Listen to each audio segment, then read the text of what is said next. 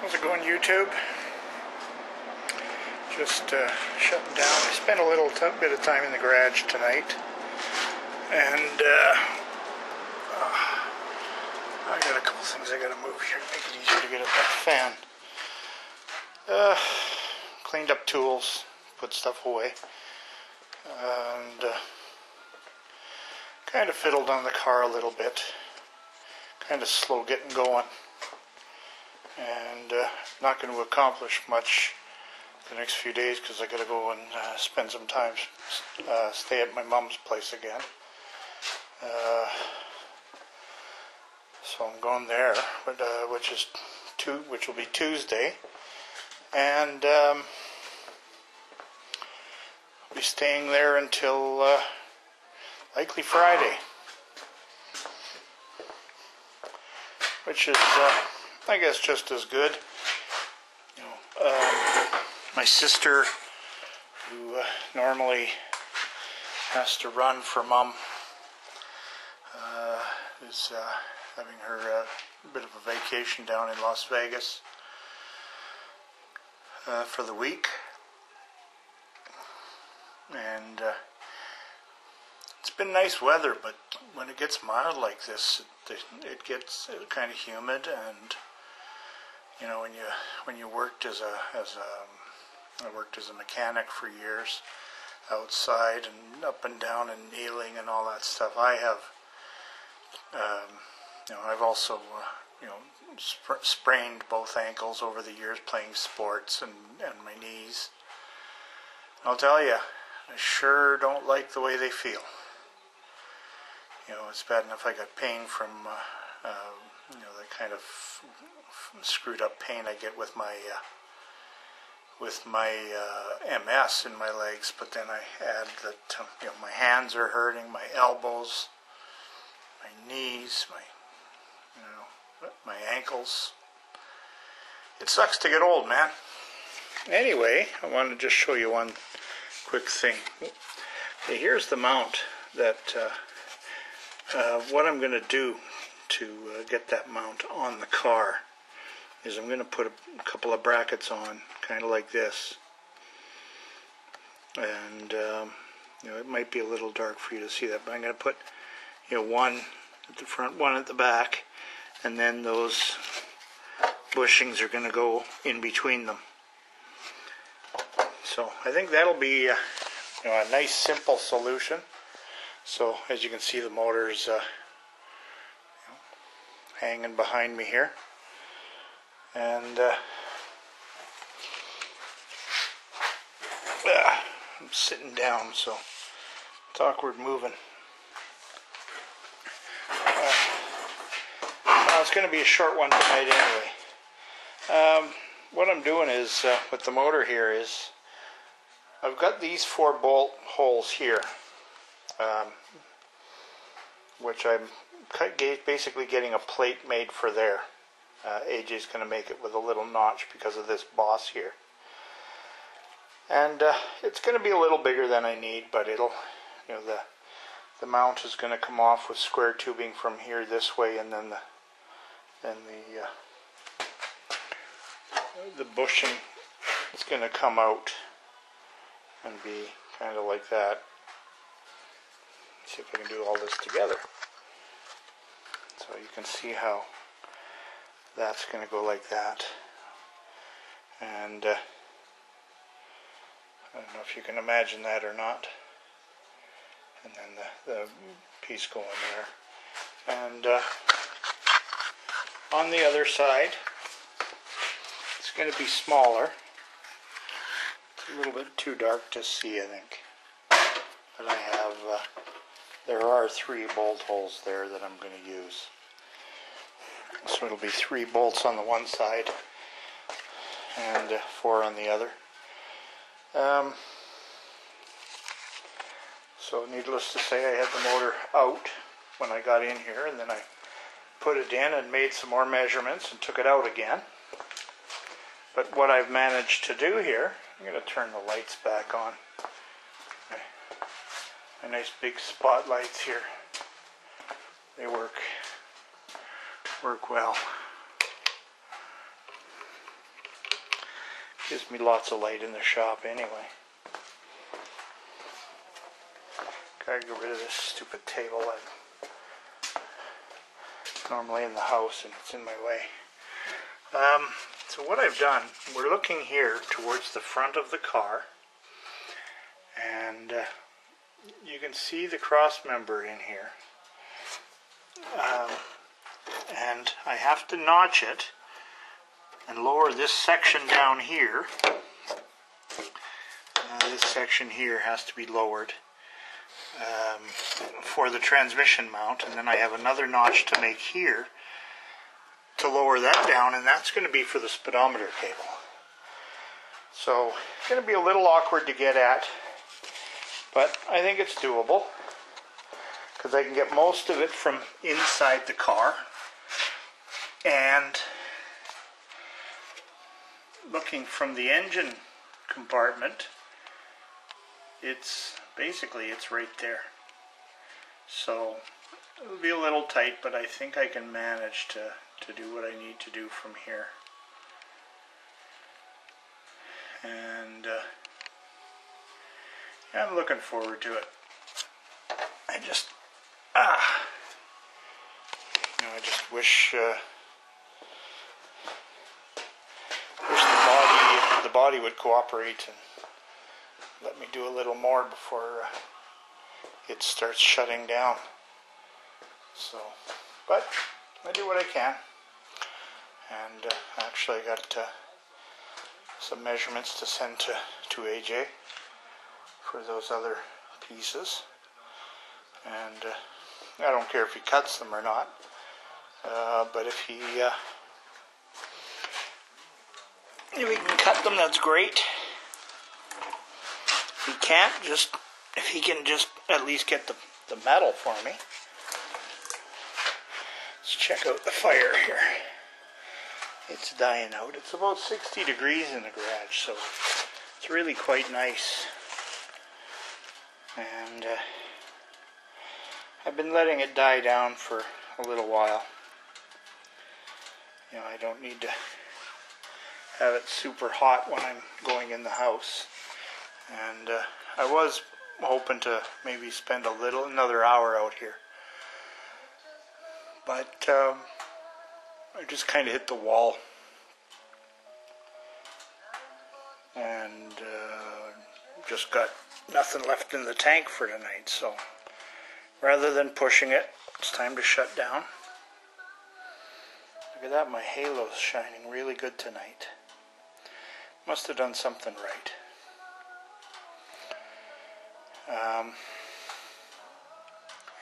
Actually just had a proposition handed me yesterday.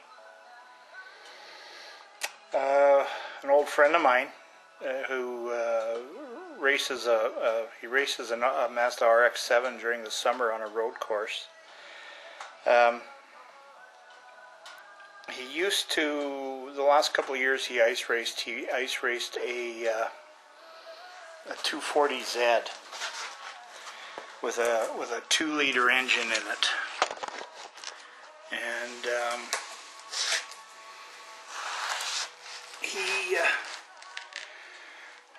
there's a chance for him to take it out on the ice in March. There's not a lot of studded tire cars at the races this year, and normally the studded tire cars and the rubber ice cars complement each other, because the studded tire cars really chew the ice up and create a lot of fine ice crystals that builds up, and eventually it makes for just a very narrow racing line, because it can get thick enough and deep enough that you could actually get stuck with the studded cars, because your tires aren't reaching all the way down to the ice. The rubbered ice cars rely on those ice chips for traction. So when I was racing, and whenever they ice race, they would have the track would be plowed and it would be cleared basically to whatever smoothness the ice was, And the first run was usually rubber to ice guys, because there would still always be that little layer of snow that the snowplows couldn't knock off. So they could scrub that off and have a little bit of practice. And then the studded guys would go out and they'd chew up the ice. And when the rubber to ice guys go out, they would scrub the track down to smooth ice, which is what the studded guys want. So when the studded guys go out, they chew it up and leave the ice crystals all over the place, which they don't want, and then the rubber to ice guys go out. So they would alternate the races between the two classes, and it worked out well that way. So anyway, one of the race events in March, they're basically trying to get anyone that has a studded tires from ice racing to take their car out, and even run just for fun, just so they can get the ice chewed up for the rubber to ice guys. And there's going to be that opportunity in March. Now, I don't fit in the Z that Scott's going to be running. I have driven it in the past, but I've gained probably 30 or 40 pounds since I last drove it. And it's got a 5-speed in it. And after the last time it was used, the motor's starting to have a little bit of blow-by. Not too much, but just a little bit. And it's a motor I built for him probably 10 years ago. 10 or 12, well actually it's going to be more than that. It's likely closer to 15 years, and he's had a lot of seasons on it. And I know a friend of his that helped him with the car took the head off a number of years ago and looked and said, at that time the head was just fine, and they just put a new head gasket in and put it back together, and the cylinders were all fine and everything. The transmission also is having some problems shifting. When you put it in second gear, it tends to get stuck there. And with the Nissan transmissions, usually what that means is the little roll pins that hold the shifter forks to the shift rods usually shear off, and then it shifts and jams. So he's going to get a guy that helps him with his Mazda RX-7 that has a shop. The guy actually does Mazdas for a living, rotary engines and stuff. They're going to pull the motor and transmission out of the car, and in the next week or so they're going to drop the transmission off here for me and get me to go through it. It's probably going to take me a couple of hours, pull it apart and check the synchros on it, and check bearings and make sure that, and find the culprit why it's not shifting. But like I say, it's likely from the roll pin shearing off. So we'll get the transmission working for him, and there'll be perhaps an opportunity for one or all of my sons, or two of them, to get some seat time in the ice race car, which they've never had. I stopped ice racing. Kyle was 4 or 5, and he's 20 now. So, 15 years. Brad was in his teens when I was ice racing, early teens, and AJ was, he was just a little yard ape himself. So give them a chance to go out and have some fun too in March. But once they're done in March, Scott wants to pull the motor out and get me to go and throw some rings in it and maybe some shells and re-gasket everything, reseal it, gasket seals and everything. And I know the motor was balanced when it was built, because, like I say, I built it for him, and I sent everything to the machine shop, and I actually still have I have a book here somewhere that I keep all my engine specs from the engines I've built for the ice racing cars that I ran, and I actually still have all the measurements and specs from Scott's motor. So if I need parts, I know part numbers, and it's all written down. But the reason they want to do that is in Calgary, Alberta, there's a track called Race City, and it was a banked oval, paved, and a road course and a drag strip all at one facility. They might have even had a dirt track there, I'm not sure. Well, I guess Calgary, the city of Calgary, has expanded so much that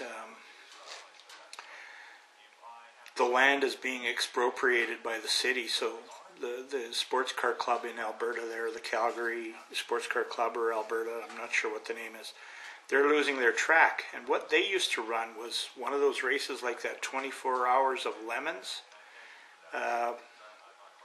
where you ran like the $500 beater cars in an enduro. But they only ran it for 7 hours, but they would have 2 races over the course of a weekend. So they'd run 7 hours Saturday, 7 hours Sunday. I guess that was likely because they were close enough to the city that the noise would be not tolerated.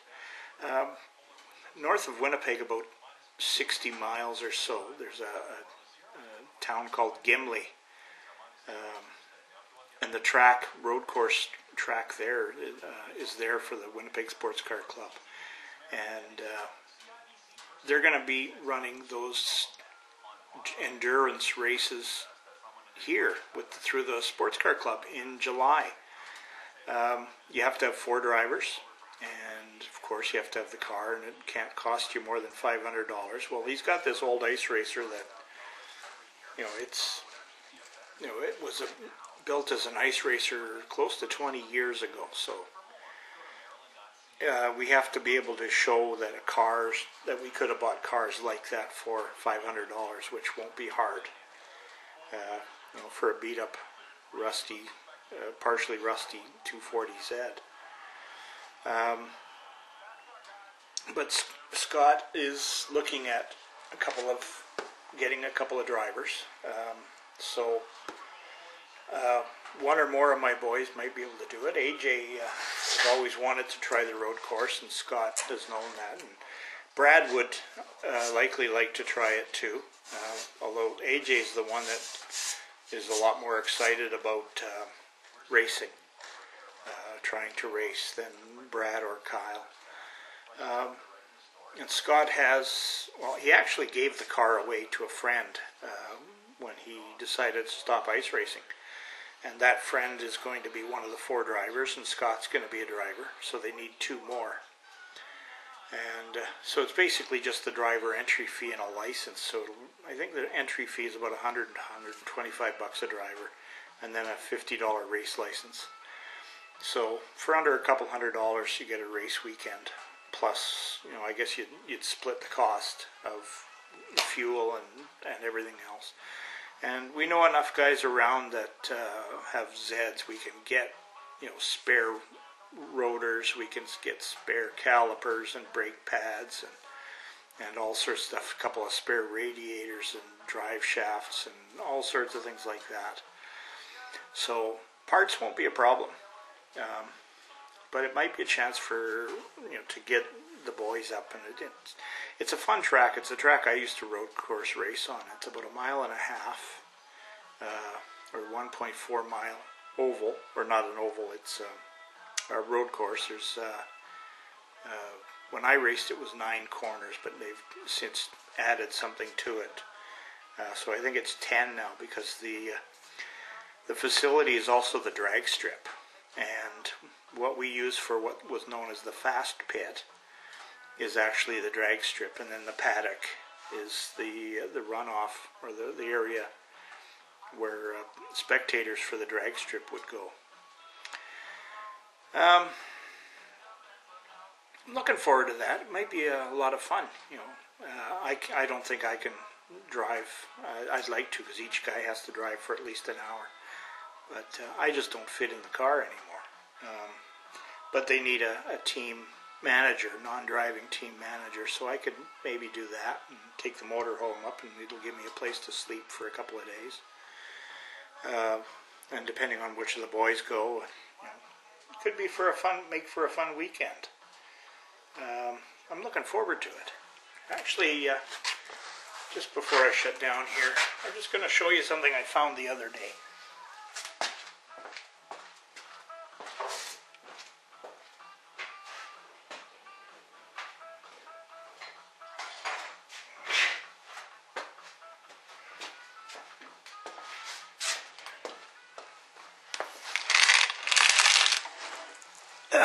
The old coffee can here weighs about 10 pounds.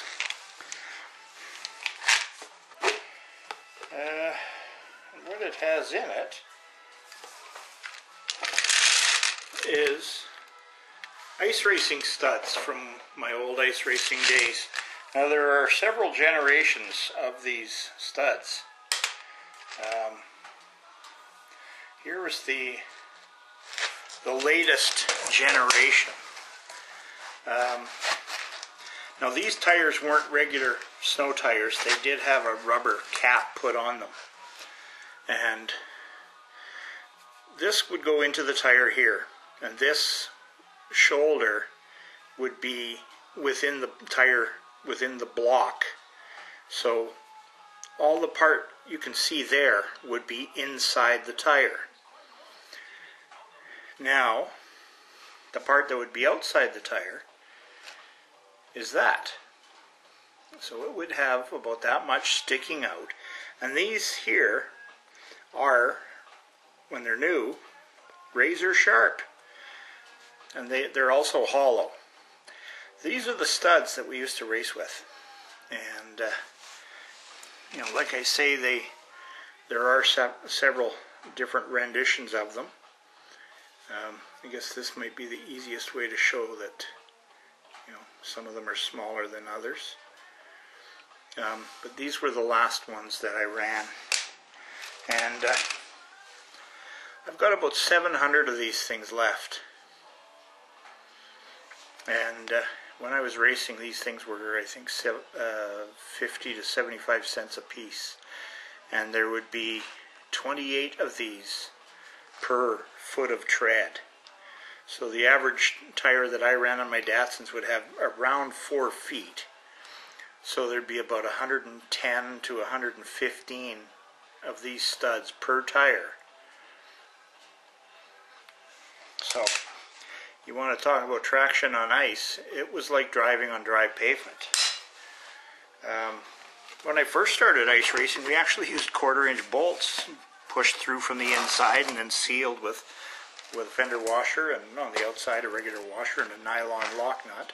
And those worked good, and we only ran 8 of those per foot of tread. So with those, you weren't limited to the pattern you ran. So I had 2 or 3 different patterns that I worked out, and that worked well for my car. And several of the guys I ice raced with, they were obsessed with making sure that the studs didn't follow in the same track all the way around the tire. Well, unless you're spinning on the spot, that doesn't matter. As long as you don't have more than 2 or 3. You would stagger them.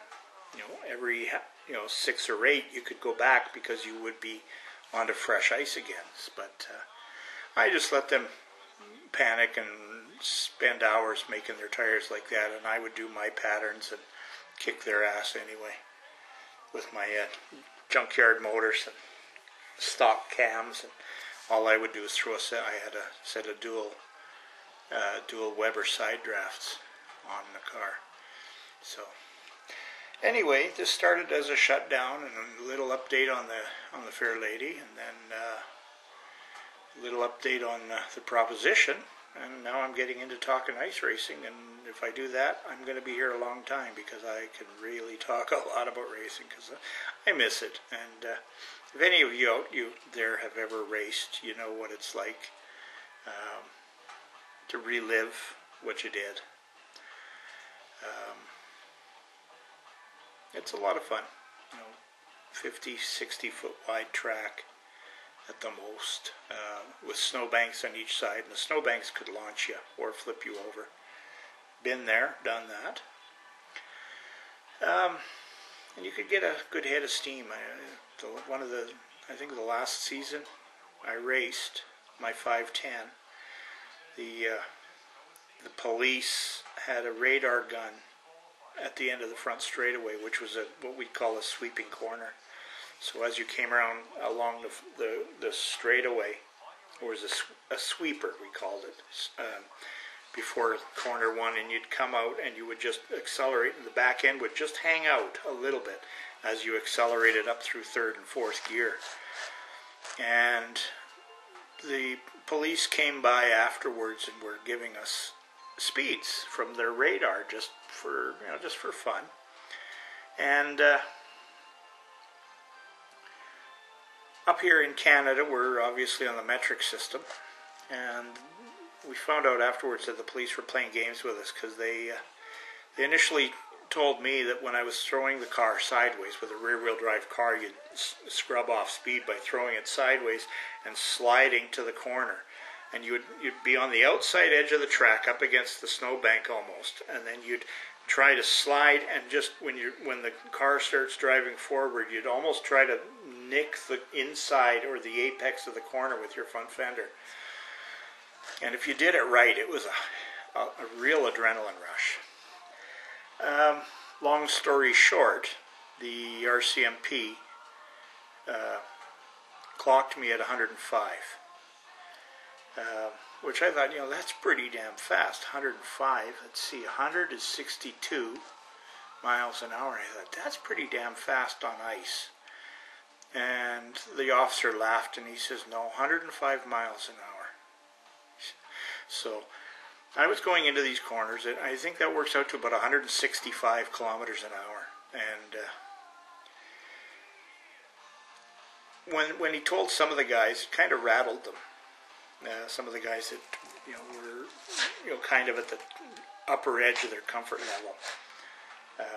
One or two guys I knew were like that, and to me, it was a snow. What do? You hit the snowbank, you flip over, the roll cage stops it. Yeah, you can get hurt, and I did get hurt once when I got hit, but fun time. Anyway, here I go babbling again, like I said, about ice racing. Get me talking, and I'll talk and talk and talk. So, won't be any updates for the next few days. Going to be at my mom's, taking care of things there and fixing a wooden base for my son Brad's chair from his living room. So, I'll be able to keep in touch with my iPhone. I'll be able to watch videos, but I won't be spending any time in the garage. So, anyway, I got the measurements done. I got a piece drawn up. I'm going to send a photograph to AJ over the phone and see if he can get those brackets made. So when the weekend rolls around and I get home, I'll have more things to do. Anyway, catch you later. And I like the way Tommy Shoe signs off, but it always got me thinking, Tommy. When the big dogs are all done eating. Well, when all the dogs are done eating, there's a big pile of shit to be cleaned up. So there you go. Have a good one.